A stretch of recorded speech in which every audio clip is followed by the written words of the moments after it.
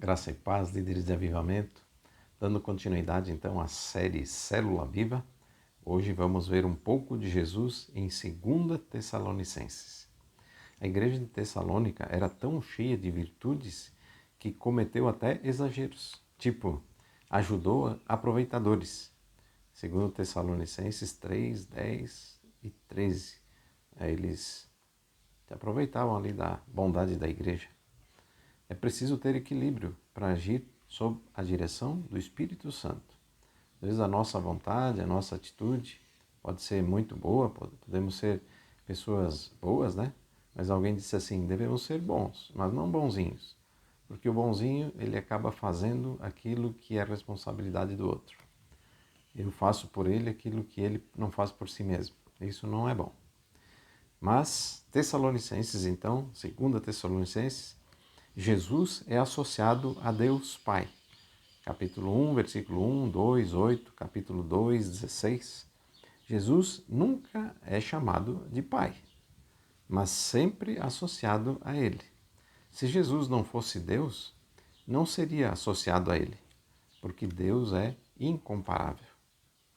Creio que isso é uma coisa muito séria, simples e séria.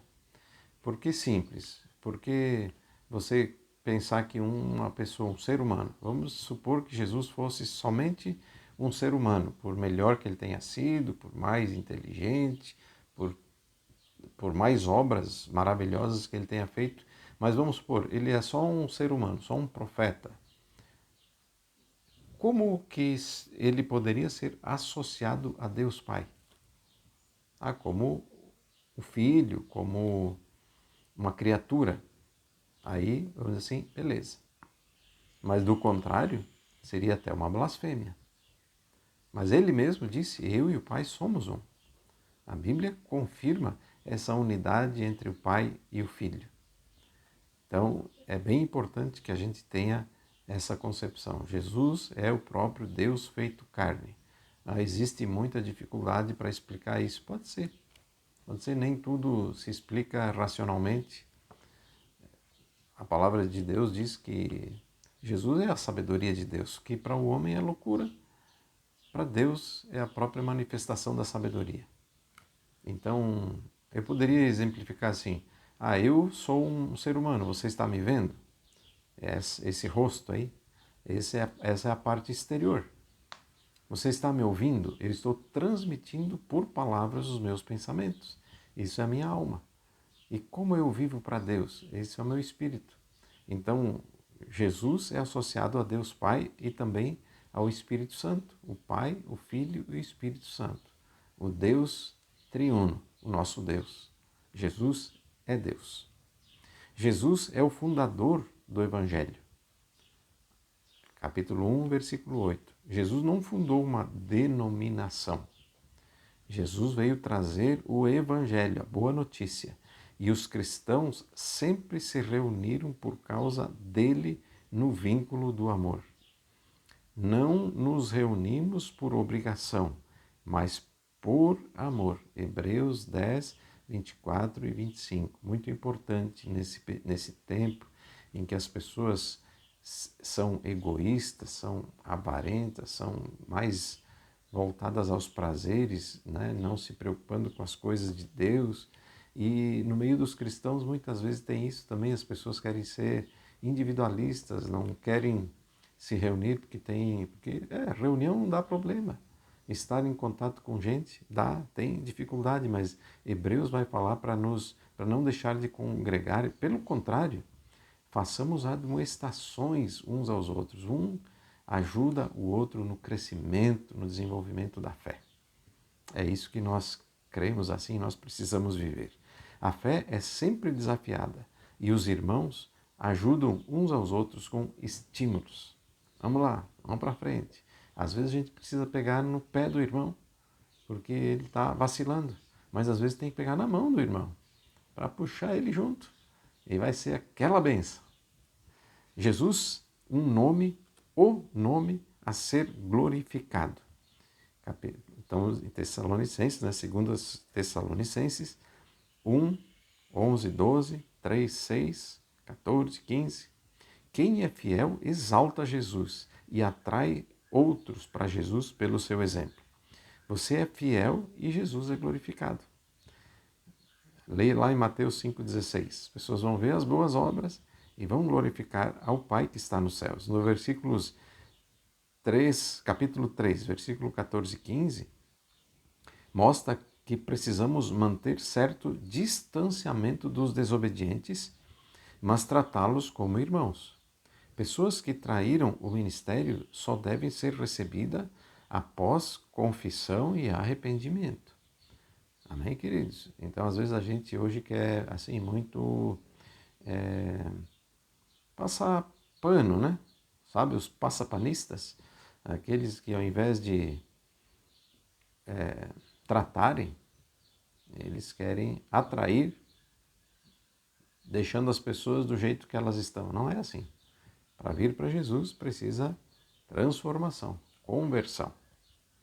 Jesus virá. Capítulo 2, versículo 1 a 2. Ele virá.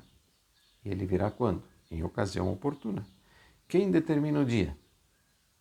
Antes haverá um tempo de apostasia, ou seja, muitos deixando a fé. A apostasia o apóstata é aquele que tinha fé e abandonou a fé. Ele pode estar combatendo ou não. Ele pode estar admirando ou não. Se ele deixou a fé, ele é apóstata. E eu pergunto para você, hoje em dia tem muita gente deixando a fé? Abandonando o caminho do Senhor? Talvez até você já pensou. Em nome de Jesus você está firme. O apóstolo Paulo fala que está em pé, cuide para que não caia. Ele está advertindo, porque nós não somos superpoderosos. Precisamos estar vigilantes e cuidando de nós mesmos. O anticristo vai se manifestar. O homem da iniquidade, o filho da perdição. O que vai acontecer com ele? Que será aniquilado com um sopro de Jesus em sua vinda. Então, o iníquo, o filho da perdição, vai se manifestar. O anticristo vai se manifestar. Sabe o que Jesus vai fazer? Pronto. Um soprãozinho e ele será aniquilado. As pessoas darão crédito à mentira e estarão empolgados com a iniquidade e a injustiça. Então passarão pelo juízo do justo juiz. Eu pergunto para você, a mentira é atraente? Você ouve os políticos hoje em dia? É uma mentirada. E tem gente que dá risada, fica feliz e abraça. Gosta de ser enganado. Isso politicamente vai se levando. Mas espiritualmente é o caminho da perdição. O pai da mentira é o diabo. Jesus já disse, né? Vocês agradam o pai de vocês, que ele foi homicida e mentiroso. Aquele que se agrada da mentira, aquele que defende mentiroso, ele se torna um discípulo um filho daquele que é o pai da mentira. Então não é filho de Deus, é filho do pai da mentira. Você não quer isso para a sua vida, em nome de Jesus. Até porque todos acabaremos prestando contas das nossas palavras, né? Dos nossos atos, dos nossos pensamentos, mas também das nossas palavras. Então, passarão todos pelo juízo do justo juiz. Hoje em dia, as canetadas, as sentenças são dadas por pessoas, pode ser que sejam bem intencionadas, muito conhecedoras, competentes, ou injustos, ou vendidos, né? Mas vai chegar o dia que o justo juiz vai dar a canetada.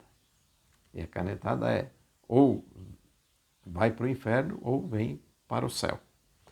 Em 1 Tessalonicenses 2,13, fala dos verdadeiros discípulos, irmãos amados, daqueles que foram eleitos para a salvação e santificação. Os injustos serão julgados, condenados e banidos da presença de Deus. Os justos glorificam ao Senhor Jesus e serão glorificados segundo a graça que nos alcançou. 1 Tessalonicenses 1,12. Eu quero ir com Jesus quando ele vier. Vamos junto? estar com Ele para sempre?